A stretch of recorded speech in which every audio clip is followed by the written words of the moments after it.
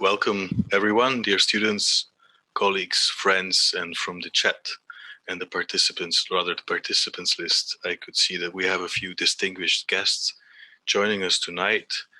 On behalf of the Department of Architecture and Urban Planning of Ghent University, I welcome you to the third online lecture in the series Excursions at Home. My name is Wouter Davids, and I'm your host for tonight.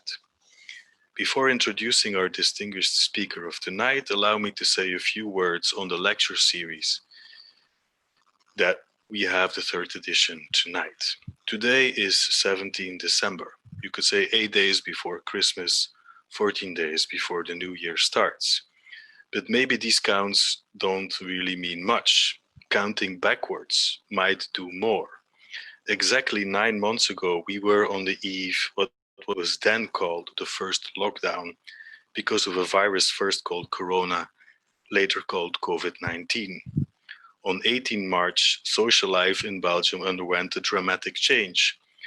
As all of us were forced to stay inside, to stay at home, many of the things in our lives we usually take for granted no longer were. I don't want to take stock here tonight of the severe impact of COVID-19, the impact it has had on the lives of us and many others. But it does matter for the reason that we are gathering here tonight via Zoom online. COVID-19 lies at the basis of the lecture series Excursions at Home, a lecture series of which you are tuning in to the third episode. Since COVID-19 had a major impact on education, and I don't need to go into much detail, I think most of you just know. But Excursions at Home, and the title is already very telling in and of itself, is a lecture series that has an ambition to take you, our dear audience, on a voyage, a trip to distant locations, a travel to places that we are not allowed to travel to these days. Since traveling indeed is a vital part of a program like ours, a training in architecture. On a yearly basis, students and staff of the bachelor studios travel to cities and sites in Belgium and abroad to discover, visit and discuss unexpected, inspiring and sometimes even disturbing examples of contemporary and historical architecture, city development and urban planning. The yearly master trip brings students and staff to more distant locations, to experience distinct encounters and confrontations with other architectures and cultures. Yet, as the prospect of future travels were too uncertain at the start of this academic year, we, as a program of architecture, decided to cancel all excursions for this academic year. But Excursions at Home is our response. The COVID-19 pandemic may force us to stay home and force us into house arrest, but we decided that it wouldn't curb our perspective on the world at large. We willfully embrace the contradiction in terminis that makes up the title of this lecture series and invite you to travel with us from whichever room you are currently listening in. In November, Maarten Delbeke took us on a mesmerizing trip to Rococo architecture in Germany and Switzerland. And 2 weeks ago, New Zealander Andrew Leach, even though he's speaking from the inside of his rain-battered car, guided us around the marvels of Gold Coast in Australia. And it's my pleasure and honor tonight to introduce to you the third speaker in line, Adrian Forti. Adrian Forti is Professor Emeritus of Architectural History at the Bartlett School of Architecture, University College London. He's the author of many articles, but I'd like to list 3 books here that I think are of key importance and for many of us were foundational books in our study. The first is Objects of Desire, Design and Society since 1750, published in 1986, and then a book I cherish very much, Words and Buildings, a vocabulary of the modern architecture. I think it's a key reference for anyone interested in the discourse and hence vocabulary of architecture in both the past and the present. And in 2012, Forti authored the book Concrete and Culture, A Material History, a foundational study of the use of one of the most cherished and nowadays often criticized building materials of architecture, i.e. concrete. From 2010 to 2014, Adrian Forti was president of the European Architectural History Network. Tonight, Professor Adrian Forti is taking us to 3 towns in Sicily, Italy, Gibellina, il Cretto, and Poggio Reale. In January 1968, an earthquake destroyed several towns in the Belice Valley in southwestern Sicily. With Adrian Forti, we will visit these 3 villages as we could encounter them and discover them today, each one manifesting a different response to the calamity. Please, our dear audience, sit back, relax, and enjoy the voyage. And without further ado, Professor Forti, the digital floor is yours. Thank you very much. What's happened here? Okay. Well, good evening, everyone, and thanking you for inviting me this evening.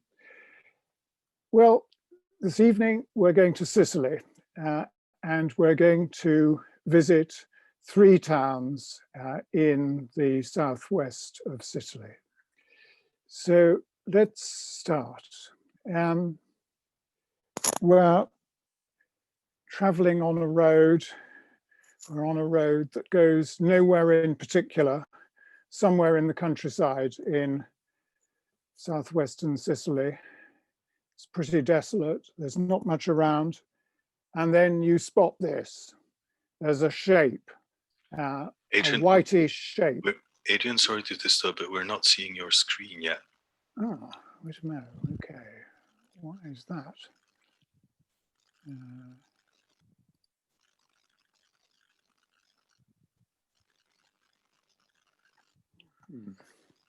As it worked before we started. So yeah, it worked before. Let's try again. Let me try again. Share screen. Okay. Share. Yes. Got it? Yes, and then if you put to general, like the regular presentation, then I guess we will see it. Yeah. Yes. Okay. Yeah, you we're got all it. fine. Good. We got it. Thank you, Adrian. Good. Right. Okay. So we're on a little road going somewhere in southwestern Sicily, and we see this. There's a curious kind of whitish shape in the landscape there, and we don't know what it is. There's nothing much around. The only thing that we see in this valley, which is otherwise completely desolate, is a cemetery. As we get closer to it, the thing becomes a little bit more distinct, and we can see what this sort of shape on this hillside is, and you start to make out that it's some sort of concrete surface. And I've been asked to admit myself to the waiting room. I think I'm already here. Here we are looking at this strange hillside surface here. It's quite large. It's a big area, this. And you get a bit closer to it, and you realize that there are sort of islands of concrete with pathways in between them, and you can walk up these pathways between the blocks and wander around in it, but there's nobody much there. You see this sort of effect here,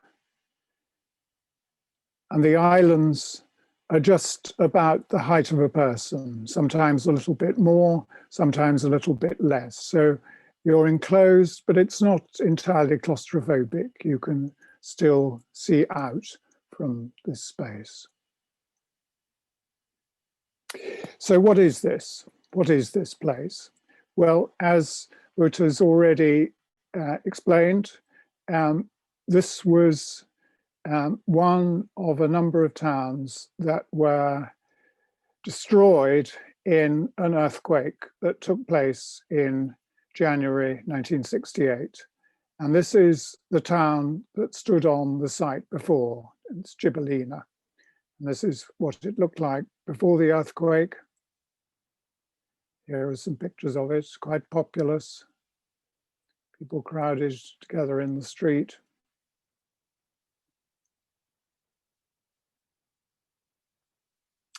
And then one night in January 1968,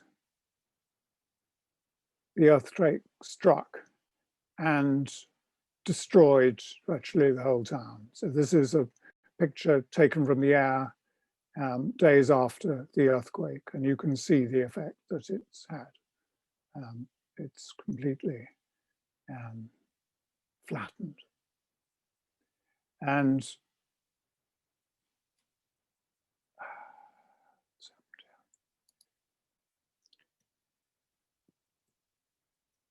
you can see this. These are photographs from the press taken shortly after the earthquake.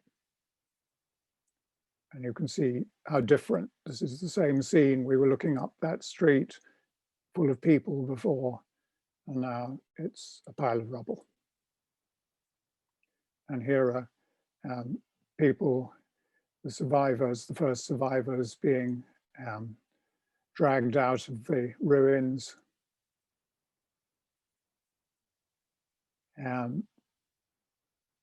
Many dead.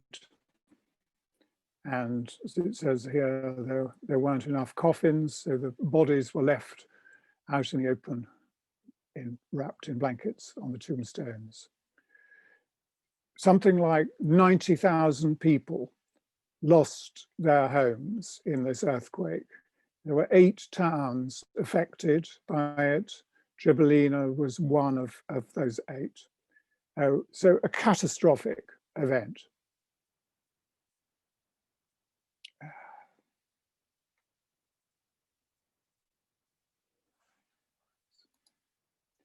The survivors were initially accommodated in tents in the countryside around, and then later were moved into temporary accommodation huts that were put up in camps around the place. But a lot of people were affected by this. So I say, altogether 90,000 people who lost their homes. So the site that we've been looking at stands on one of those towns that was destroyed, Gibellina. So if we go back to the site as it is now, we know what this represents. It marks the spot where the town once was. But before we say any more about what kind of a thing this is, and this is really what I'll come back to later on in the talk, is how do we make sense of this as an object? What sort of an object is it? Let's move on to the next of the towns that we're going to look at. And this is another of the towns that was also affected by the earthquake, Poggio Reale. And this is a town which was slightly less badly damaged, but where the ruins of the town are still standing. The town is completely abandoned, it's deserted, there's nobody here except for goats and wild dogs, but you can wander around it, and this is what you see if you go. There's a wild dog.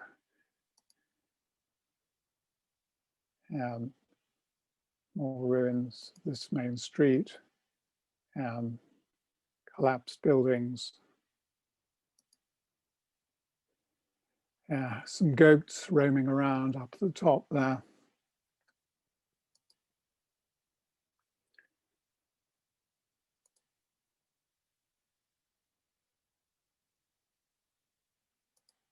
A picture of desolation and ruination.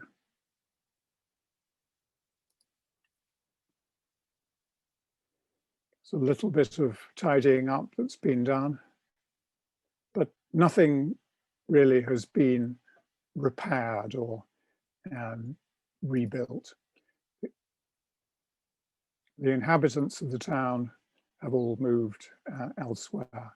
This was the main square, looking up the hill. That's from the top of that hill, looking down into the main square.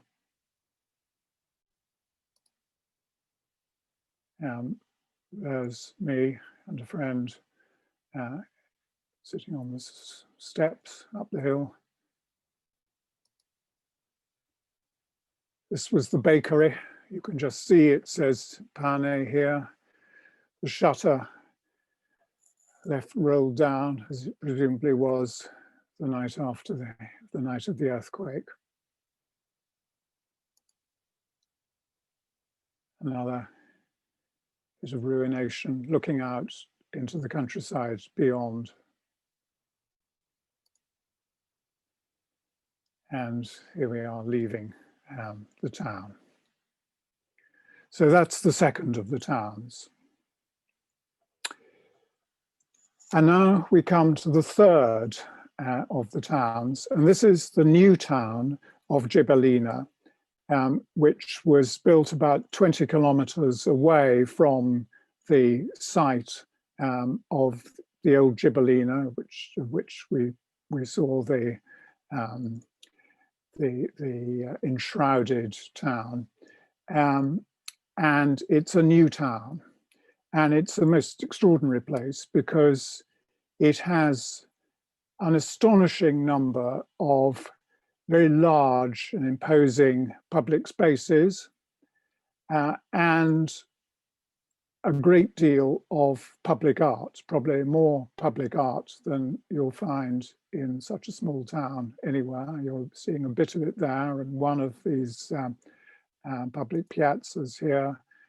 This is looking the other way up there, another bit of public art here, and then one of its many quite extraordinary buildings that, as well as this collection of public art, it also has more postmodern buildings in it than any other town anywhere, let alone one of this size. And let me stress that it only has about 4,000 inhabitants. So this is a really tiny place, but stuffed with postmodernism.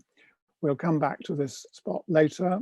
But as we go round it, you start to get a sense of this tremendously imposing spatiality. So with this great grand avenue leading up to something strange at the end that we'll come back to later. Going down, again, one of these great open public spaces for what? And then we come to perhaps the grandest and strangest of them all, which is this great long piazza with a sort of strange colonnade that runs down both sides of it. This is looking at it from the end here. Hardly anybody about, usually, like most of all these spaces, completely deserted. And this is looking at the far end of that space.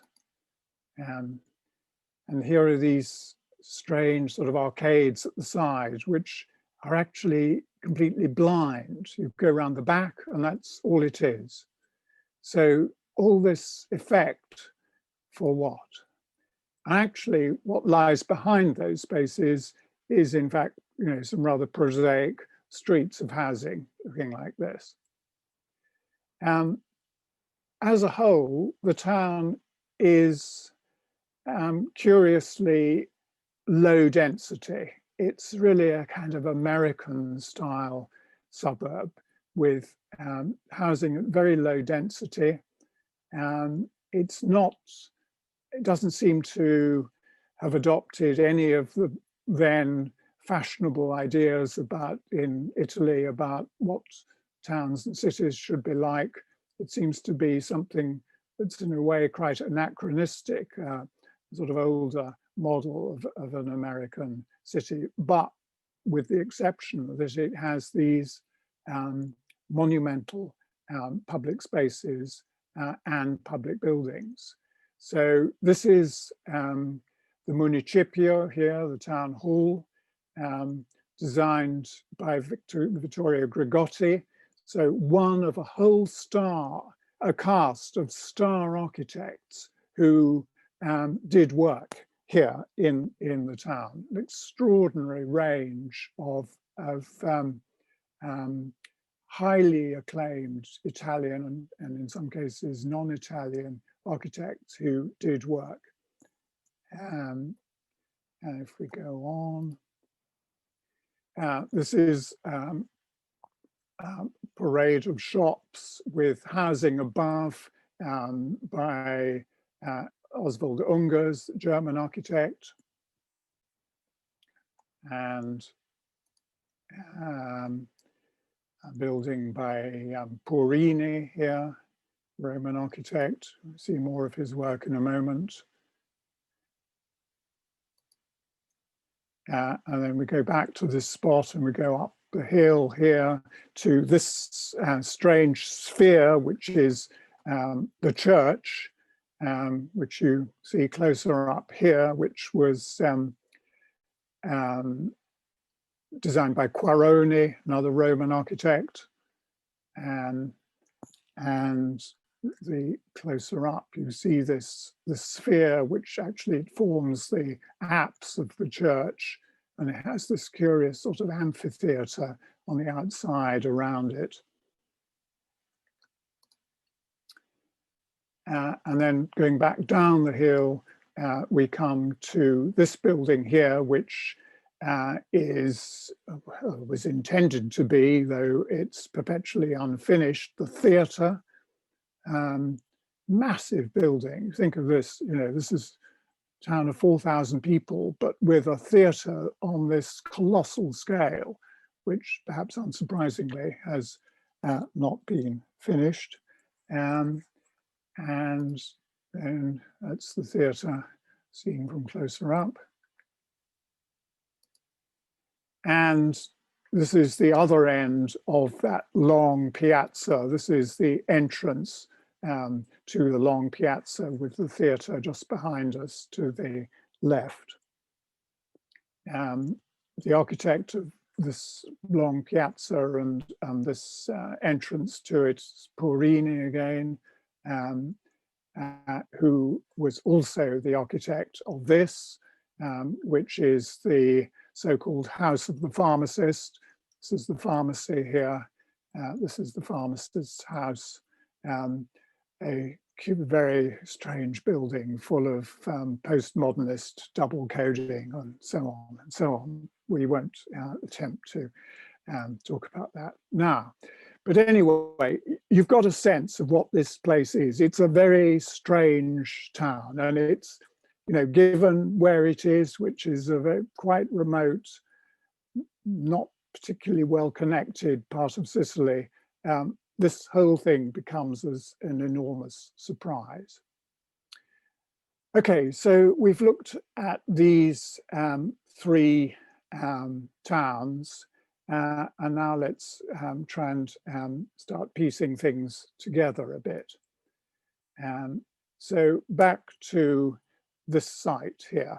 Well, what's the story of this site? We have to introduce here the two main protagonists in the story. And this man on the left is Ludovico Corral, who was the mayor of Gibellina.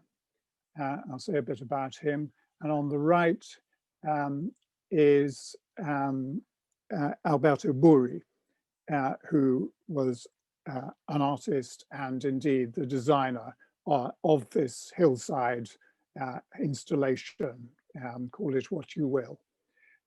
And this was a collaboration between the two.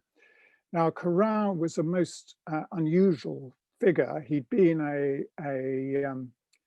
politician, he'd been a deputy representing this district of Sicily in the House of Representatives. But shortly after the earthquake, he was elected mayor of Gibellina. So suddenly this very eccentric and very energetic person became responsible for the future of the inhabitants of this small town, who were still at that stage living in tents or in huts. And he took it upon himself to make their future his cause. And the first thing he was determined to do was that rather than, basically the whole story of the aftermath of this earthquake was a kind of national scandal in which nobody did anything. And for 10 years, people were still living in temporary huts. And basically what the national government hoped was that everybody would just sort of disappear. They'd disperse, they'd go and live in other parts of Sicily, they'd emigrate, and the problem would go away. Corral wasn't going to let this happen. He wanted to keep the inhabitants of Gibellina together as a community, and he wanted them to have a new town that would be of their own and with which they would identify and which would be recognized. So this policy led him to, first of all, to insist on a site for the new town, which was slightly better connected than the old Gibellina had been. So the site of New Gibellina, which we've just visited. And secondly, he was determined that this should be put on the map, so to speak, that people should know about it. It should be somewhere that people would hear about. And the way in which he decided that he was going to do that was through public art. As he saw it, public art was a way to make things happen. He could use it to make things happen. Now, there was also a scandal in this regard, because although the national government had given money for the rebuilding of the new town, it had exempted it from a mandatory 2% of expenditure on art that everywhere else, that every other public project in Italy at that date required. So he took advantage of this piece of discrimination against the Sicilians, against these earthquake victims, to raise money and for this incredibly ambitious program of public art, and used his contacts to secure the partnership and collaboration of lots and lots of artists who were only, many of them only too keen to take part in this. So, and at the same time, he also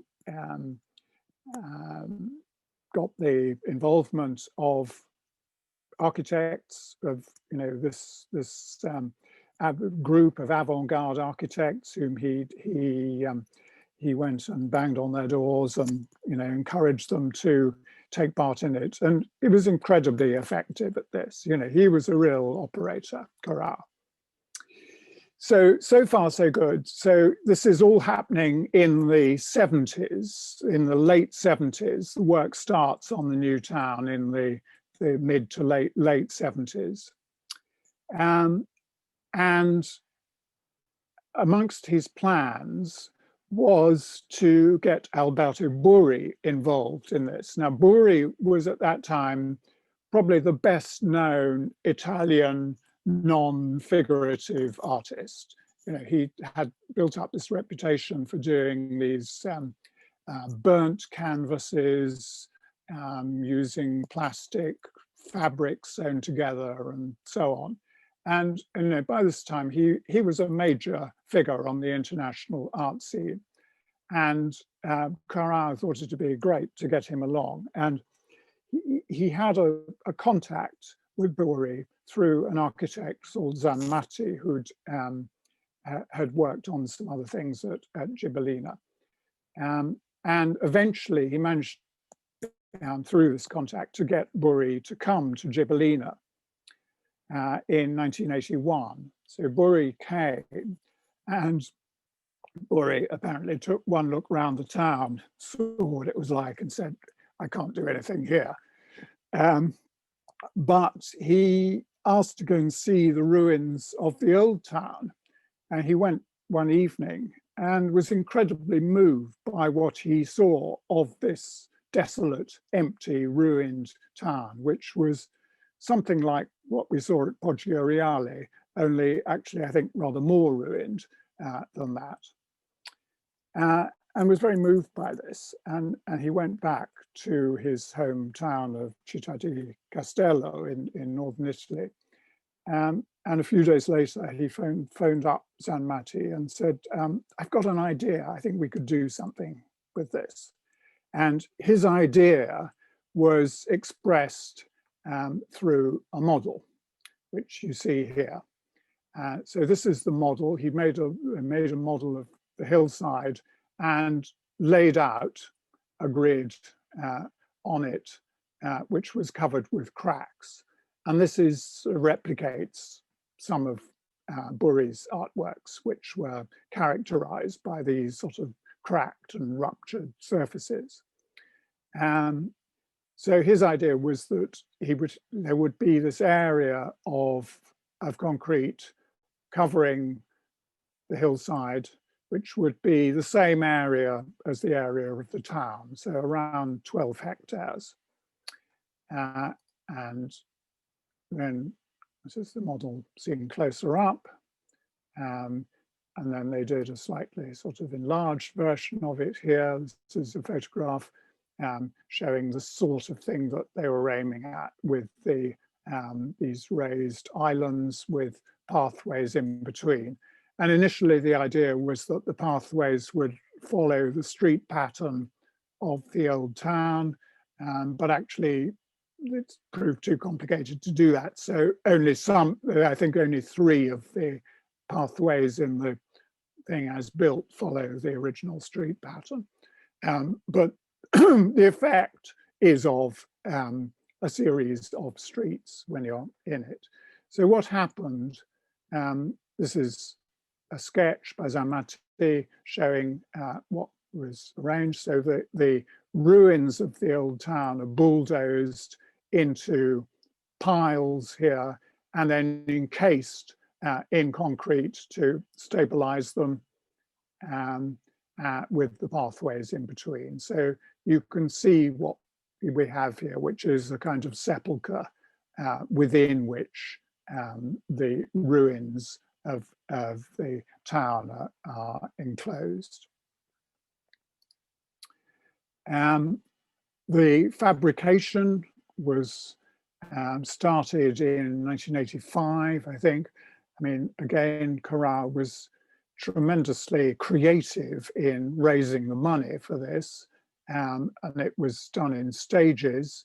And you can see what's happened here is that the ruins have been bulldozed up into mounds. They're building concrete reinforcement around the edges here with shuttering is going to be put in place, and then concrete will be poured. Here's another view after several of the sections have been completed up here. So gradually the hillside started to be covered with these patches of concrete. This is taking place in the late 80s. And you can see one area here where they've built the retaining wall around the edge. And then what happened at the top was that they put a thin sort of mesh, steel mesh, with a relatively thin surface of concrete on the top. Here's Burri on the site, watching the work take place.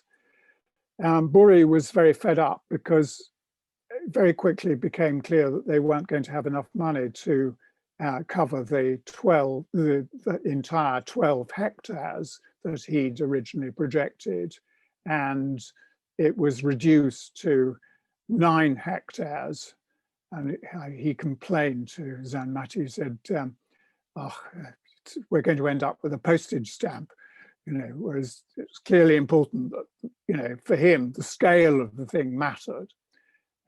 He was also incredibly fussy about the surface of the concrete, because what he wanted to do was to replicate the crudeness of that original plaster model. And the concrete fabricators find roughness particularly difficult to deal with, because they're all used to achieving precision. So the sort of random irregularity and roughness that Burri wanted was not easily won. But they managed it, and they managed, they allowed the shuttering to get sort of bent and battered, so as to produce this wrinkled effect. And then the undulating top edge of the Cretto allowed for this some, again, more unevenness. This word that he uses to describe it, the Cretto, it means a crack or a crevice. And crack, Cretto, seems quite an appropriate word to use in relation to an earthquake-destroyed town. So this we're looking at here is a more recent addition to it. Should explain that work stopped in 1989, by which time they'd achieved just over 6 hectares, and it looked as though they weren't going to be able to do any more. Burri died in the mid-90s, and apparently is on record as having been very disappointed with the result of the Cretto, and certainly wanted more of it to be done.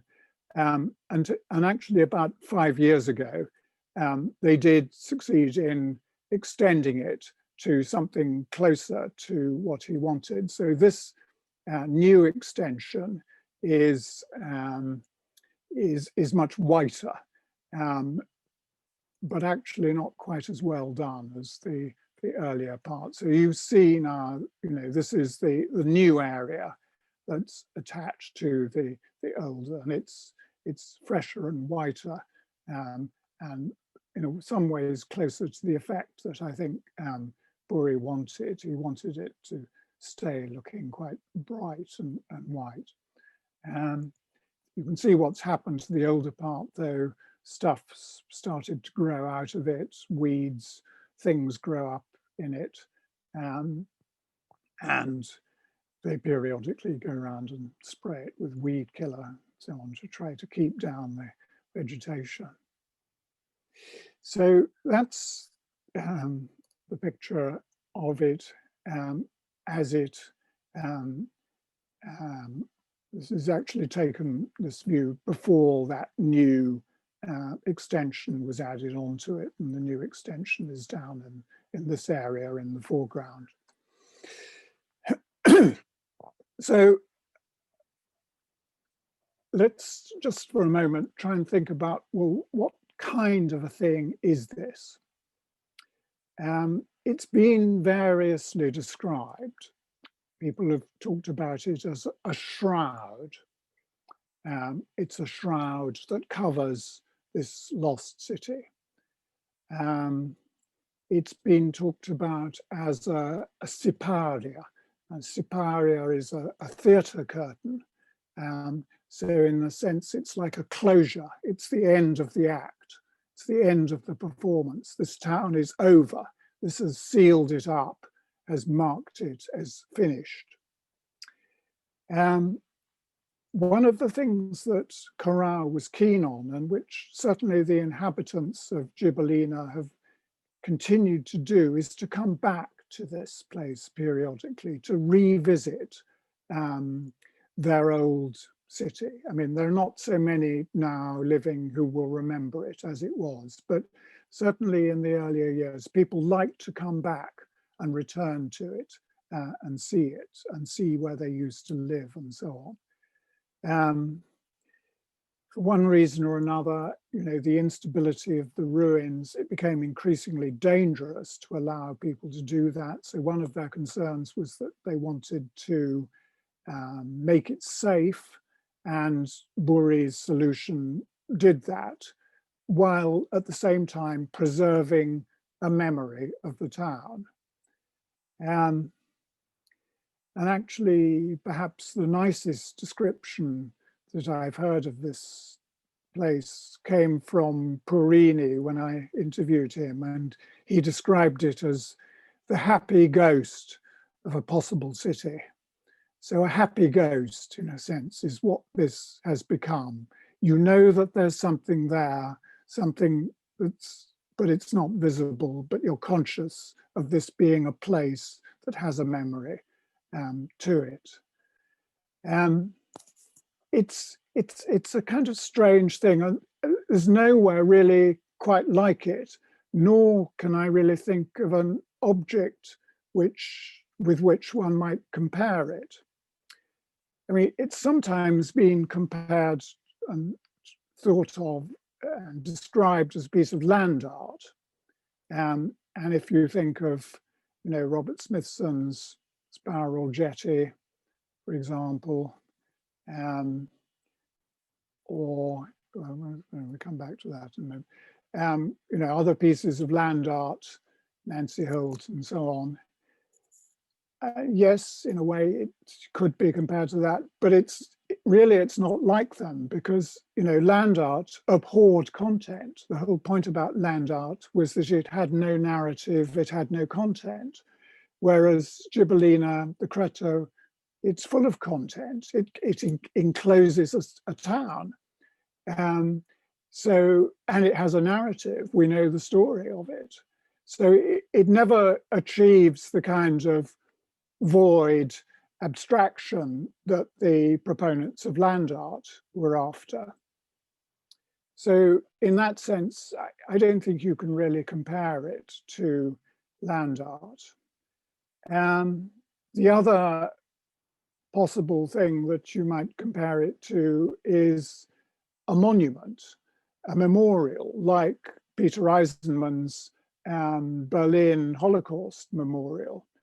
And actually, I can't help thinking that Eisenman and Sarah, with whom he initially collaborated on this, must have been aware of the Cretto, Buri's Cretto.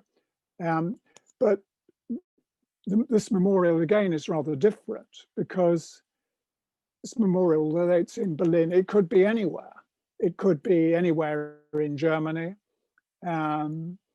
It doesn't commemorate particular people. It commemorates a race of people, but not individuals. So it is neither specific to a place nor to people. It's a generality, in a sense, the Holocaust Memorial. Whereas the Cretto is very specific. You know, it relates to an actual city, an actual town. It's known to the people who live there, who remember it. It has a very distinct identity to it. It couldn't be anywhere else. It can only be here. So in that sense, it seems to be unlike those memorials, of which the Berlin Holocaust memorials, perhaps the most spectacular and well known. So I leave you with this kind of puzzle as to how do we describe this? You know, what is it? It seems to me to be more or less unique as an object. Neither a conventional memorial nor a piece of land art, but something that's of its own. So let's leave it. We'll leave the town now and come back home, and we'll return to wherever we are at the moment. So that's really what I've got to say about this place. Okay, so I'll stop sharing at that point.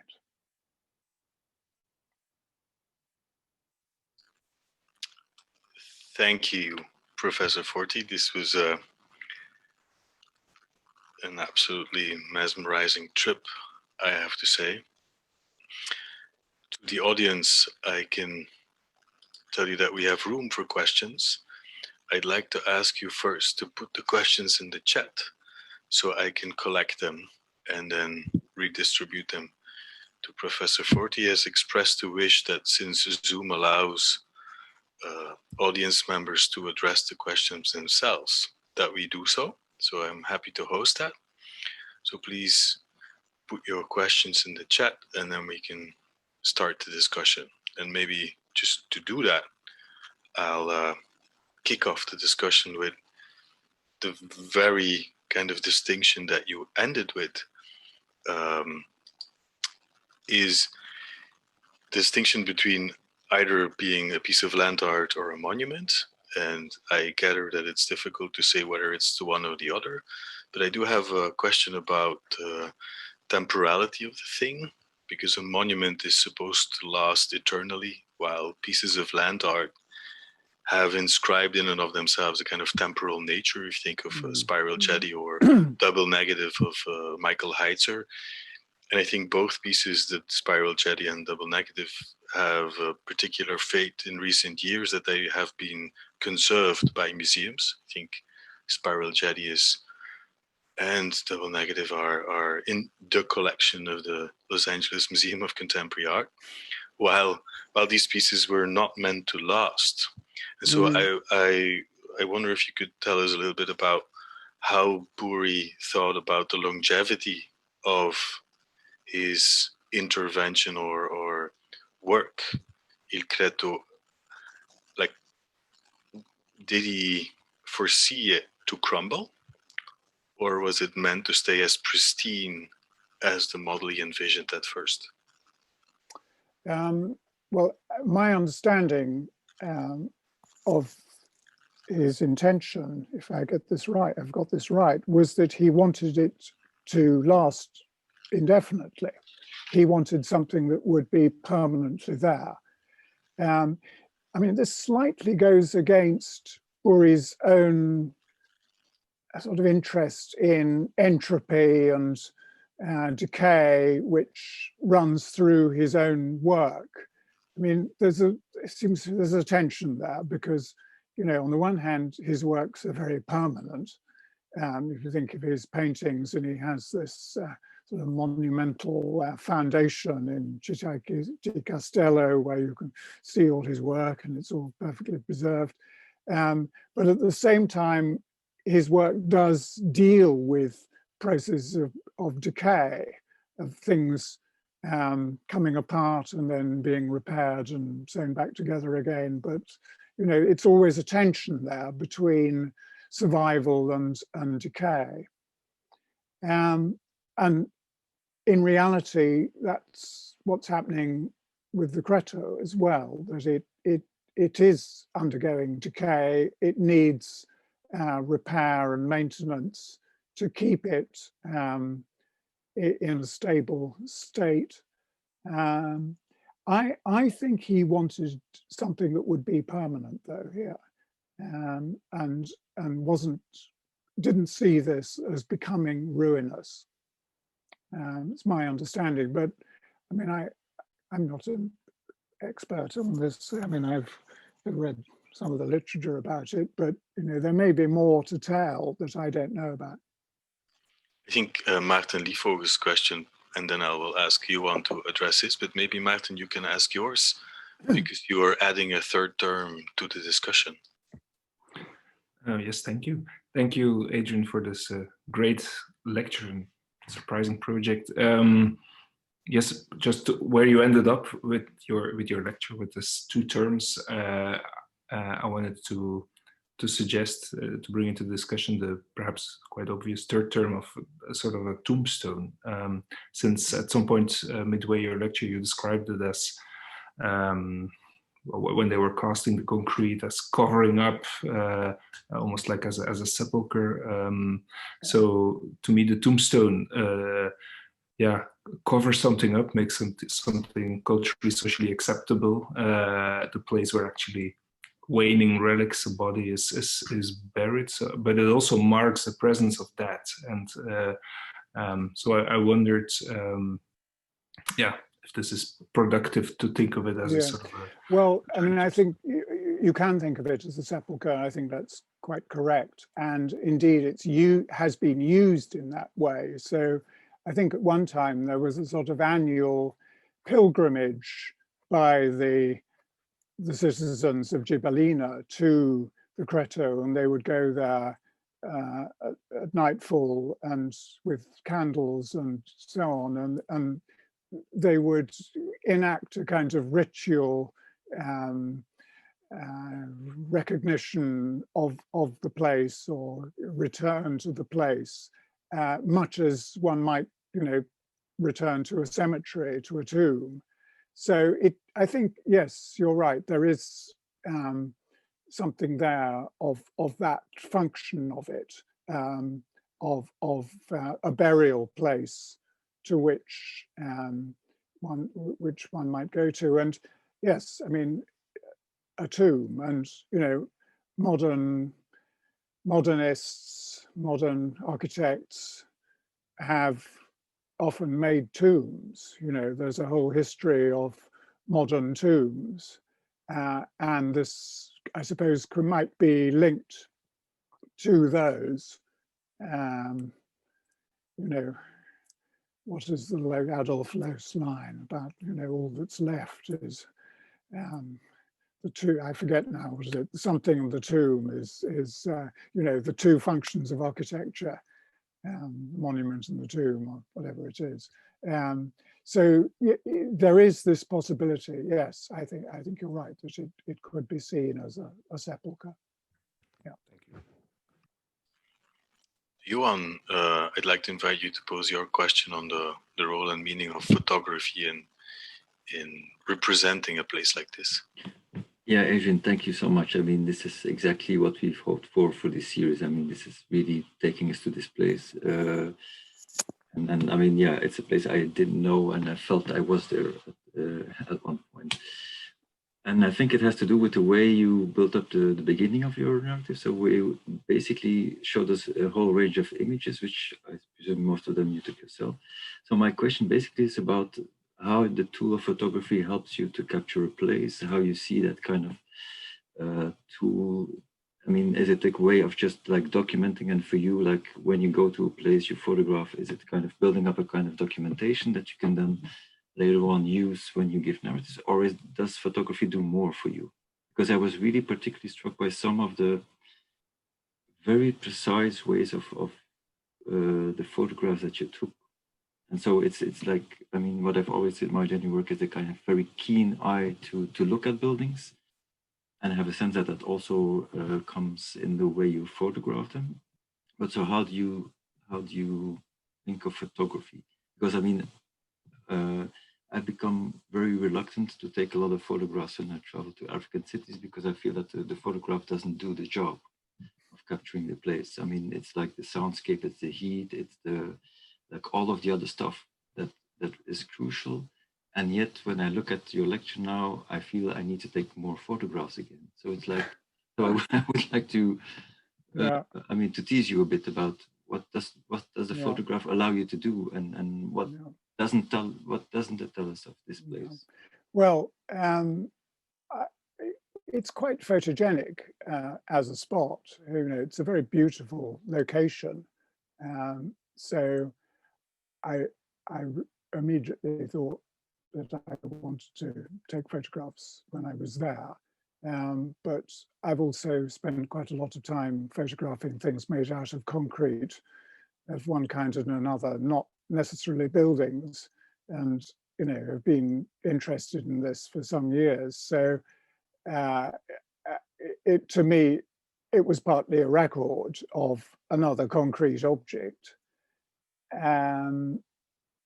And I suppose I've become quite conscious of how one does that. But at the same time, I'm very aware that the photographs they're a very partial truth. The smell of the place, in the summertime, if you go, it's a very dry, sort of arid spot, and you get the bit of smell from the grasses and so on. the sound of the wind in the, the grass. It's there are a lot of things going on that aren't apparent from the photographs, which you're aware of when you're there. Even just the sound of walking about up these narrow streets has a very kind of distinctive kind of ring to it. So there are all these things that the photograph doesn't provide. But at the same time, I've lived my life as a lecturer, so you have to show people things. You need to be able to, in order to be able to talk about them, you need some images, because how would one talk about this without having any images? That said, also, this is a site which has attracted at least 2 filmmakers, and there are 2 people who've made films about it. There's one called Earthquake 68, and then there's a Dutch filmmaker called Petra Noordkamp who's made a film about it, and also about the new town as well. So people have been taken with it and drawn to it. And there is something quite strange about it, partly because it is so very remote. There is nobody living anywhere near this, that you go there and it is completely deserted. And to go, to a place which was once a thriving town full of people, and to find it nothing there is strange. And equally, Poggio Reale, which we went to, again, it's incredibly moving, to go to a town which you can see almost at the moment when it's been abandoned is really striking and strange. So, I mean, that's why I wanted to show you Poggio Reale and Gibellina together, because they contrast as 2 different treatments, if you like, of this phenomenon of the abandoned town, of which there are quite a lot in Sicily, because it's customary, when there's been an earthquake, not to rebuild on the same site, but to move to a different site. I don't know, this doesn't really answer your question, Johan, but it's those are a few thoughts about it. Yeah. No, because I mean what is amazing and how you built up the narrative is, and so that's also the question a bit on the line. I mean, you started with showing the street going through the thing, and then you move closer, and then you go back again, and so there's a very nice build-up of getting a sense of how you engage with the place as somebody who arrives and travels. So in that sense, it's an amazing excursions at home kind of thing. So Good. I wonder to what extent, when you arrive in a place, have you already an idea how you're going to photograph it? I mean, how does that work? I mean, it's like, how long do you spend there, or perhaps, I mean, and to get a sense of how you need to capture it? Because I understand, okay, this is also, you look as a kind of lecturer, and now you need to document. But what is the kind of time that you need? And because I also saw it in Martin Delbeke's lecture, there is this sense of you need to photograph these places in very particular ways to be able to build up your narrative, but I cannot assume that you have your narrative before arriving on the spot. No, I had no idea what I was going to see when I went, the first time I went there. I've been there more than once, I've been there several times. So, and these photographs are accumulation from several visits. So, no, I mean, I do think about this, when I go to a place, and sometimes it takes some time to figure out how one might photograph it. But, some of the photographs are just, they're snaps, I was there with my family the first time, you take photographs just for the recollection of the occasion. So there's a mixture of different things going on, I think. Yeah.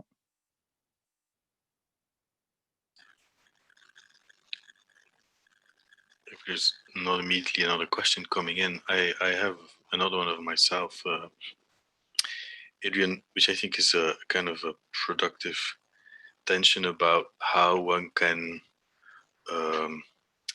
touch history or use history. Because in the new town of Gibellina, you showed us some kind of really funky examples of postmodern architecture that you described as referencing, or double coding of architecture and architectural history. And I just wonder how that works between two very distinct ways of dealing with history, as in referencing it in the new town, and then basically covering it up, showing no trace whatsoever of history. But both are, I think, very intricate modes of getting nearness or proximity to what it could mean to engage or to feel the presence of something historical. One is very formal and maybe often described as superficial, as being on the surface, while the Buri is weight, materiality, atmosphere. And so was there any programmed plan to have these kind of radically opposite modes of mobilizing history, like in the new town and then in the old town being covered up? So it's a question about where's history in both instances of mobile towns. Yeah, no, it's interesting. I mean, Gibellina is a strange place because, you know, everything there is an invention in a sense. It's a town without a history, and it fabricates a history of its own, or, you know, through all these curious buildings. They're manufacturing something out of nothing, so to speak, there. Whereas the old town it's almost got too much history, and yet they've chosen to bury it, to hide it. And I think some of the inhabitants objected to this treatment and felt, you know, they wanted something that was more like Poggio Reale. They wanted to keep the ruins because they still were attached to the particular places. They wanted to be able to recollect what was there and so on. So this treatment in which the history is literally buried was resisted by at least some of the inhabitants. So it was controversial, I think, what they decided to do, what Buri did. But I think, I mean, that's what's so striking about the new town, is this determination to fabricate something out of nothing, to make things that are seemingly historical, you know, like all these strange piazzas and promenades and monuments and so on. And yet, where there is no history. I mean, there's another building which I didn't show, which is even stranger because you can't get into it. It has no, it's an interior that's inaccessible. You know, so, you know, you're actually denied, and you can see into it, but you can't get into it. You know, whatever it might contain is something that, you know, is left, you're prevented from access to. So it's really intriguing, this as you put it, you know, I think quite rightly and perceptively, there's two ways of approaching history. And in a way, you know, Buri's is a more conventional one. It's more old-fashioned, you might say. One can see what he's doing. And the new Gibellina is more creative in a sense, because it's so explicitly making something out of nothing. But they're different. It's interesting, that. Yeah, thank you. Maarten, with permission, I'll get Peter's question first. Peter Ruitenhoven has a question about the kind of future possibilities of Il Cretto. Peter, maybe you can pose a question yourself. Is that all right? Okay. No, my question is that it reminds me the technique of archaeologists who cover the findings that they did while they are excavating in somewhere on a site. Sometimes they just recover it again with earth, waiting for another moment to excavate it again when they will have better techniques or more knowledge about what they found. And this is like a city which is symbolically waiting for its resurrection or for its rebuilding or its restoration. And in that sense, the artwork is explicitly temporarily because it's just waiting until people will take it away and rediscover the rubble and build it up again. Maybe in times when there are no disasters anymore. Yes, it's an interesting perception of it. I mean, I suppose the difference is that I don't think any archaeological record was made of the town and the ruins. I mean, there are some photographs that exist and survive of the ruined state, but certainly no attempt to make a detailed archaeological record of the ruined town. So to reconstruct it would be virtually impossible, I think, because the fragments have been moved around and pushed around. So I think it would be beyond the realm of possibility to remake it. Poggio Reale you could reconstruct because there's enough there to work with, and you know, many buildings have not completely collapsed. But it's yes. more in a symbolical way. Yes. I mean, you don't have to maybe take this literally, but it's a kind of a gesture to say, yes. There is no phoenix who will. The city will not rise again if we don't have the right knowledge and technique. And it's the same with every kind of rubble. You can make rubble mountains like in Berlin, where they have the rubble mountain of the Second World War, and but it's another kind of rubble mountain. Yes. It's because all the rubble is still where it is. The city is still there. So symbolically, it's full of hope, actually. Yeah, it's sealed. It's in a sealed container. Right, exactly. So yes, you're right. I mean, it is potentially it's still there. It could arise again. Yes. Yeah. It's interesting thought. Yeah, thank you. And I think Martin's question nicely connects to the point you just raised, Adrian, about a kind of assessment of the quality, because like Peter described it as there's a potential for hope. But maybe Martin, if you want to address your question. Yeah, sure.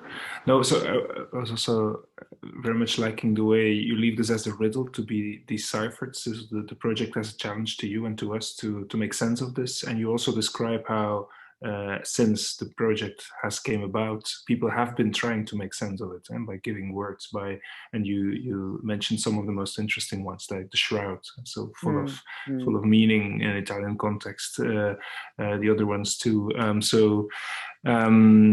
But so I was wondering, and this touches probably also about your investigations on concrete and cultural meaning and sort of embeddedness of it in different situations. So are you also like developing this sense of the project as something underdetermined and hence equality, and is this related to the material of concrete? Sort of ambiguous, unstable in terms of iconography, tectonics, all of that. So the potential of the formless. and here tying into meaning of such a, yeah. So I was wondering the structure of your lecture also. So describing it, seeing it as a thing that is not giving us what it means, and then the raising of the words.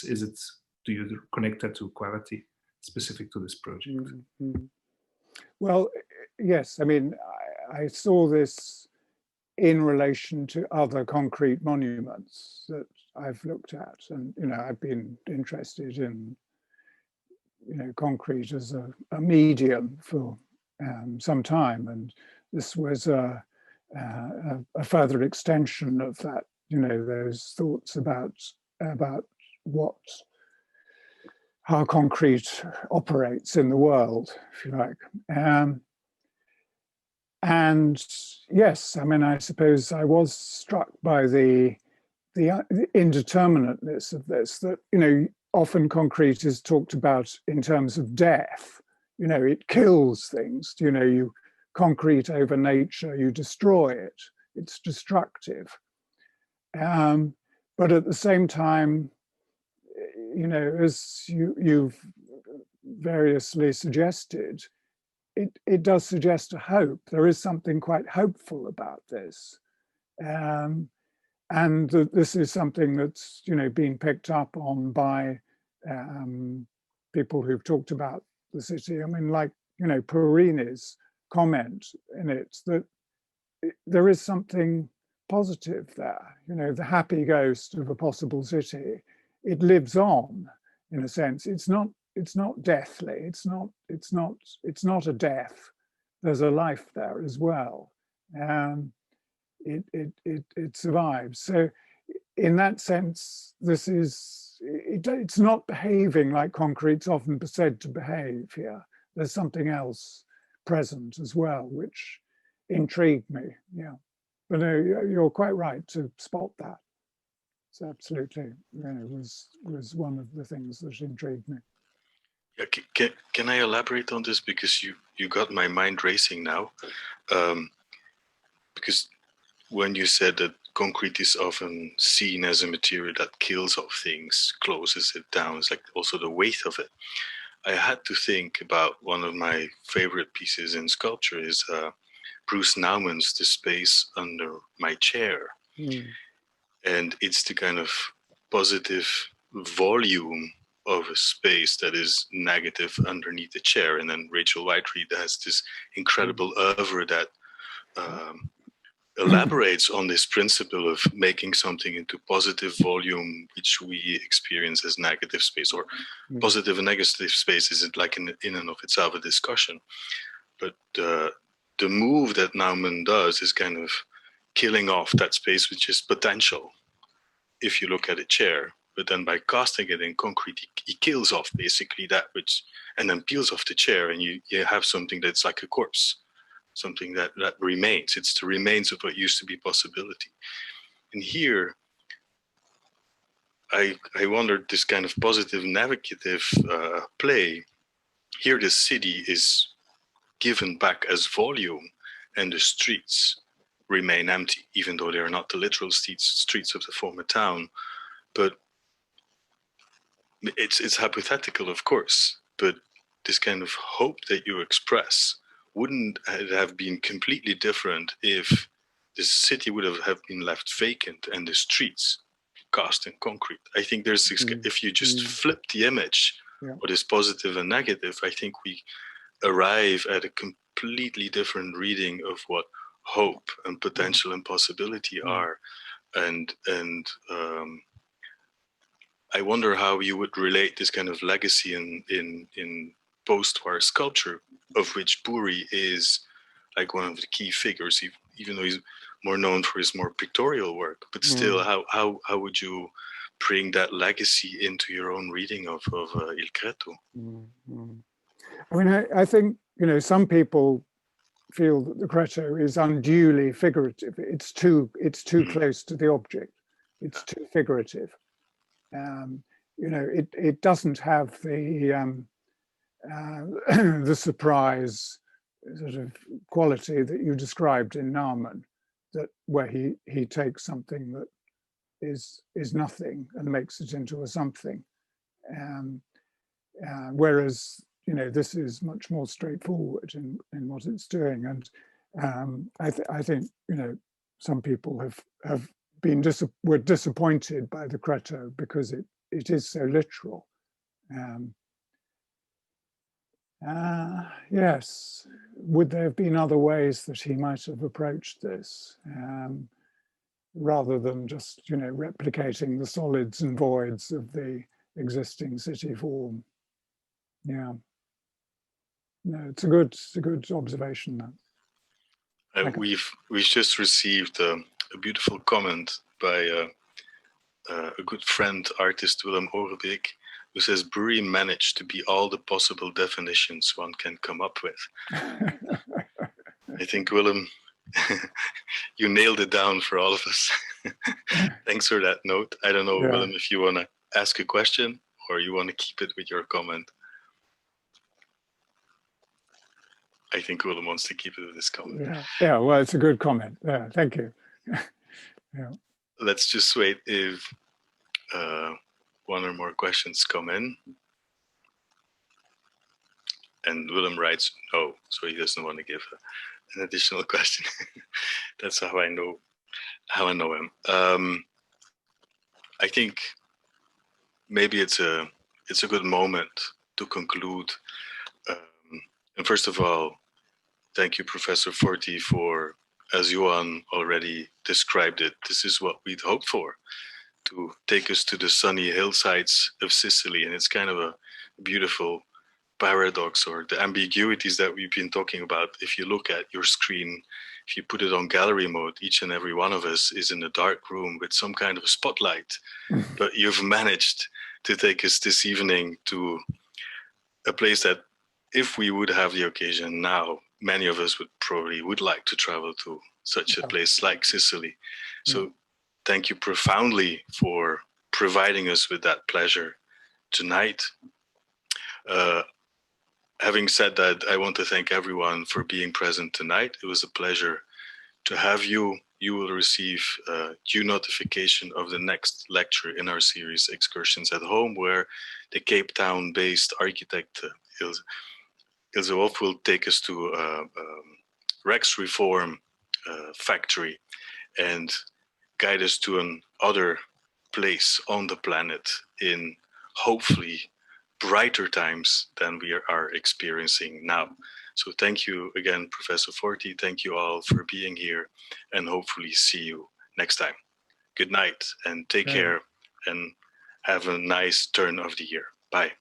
Okay, thank you. Bye. And thanks for providing the opportunity to revisit this place. I hope to go there again soon sometime. Yeah. I think many of us want to go now. Yeah. Thank you. Okay, right here then. Okay. Bye. Good night all. Good night. Good night. Goodbye. Good night.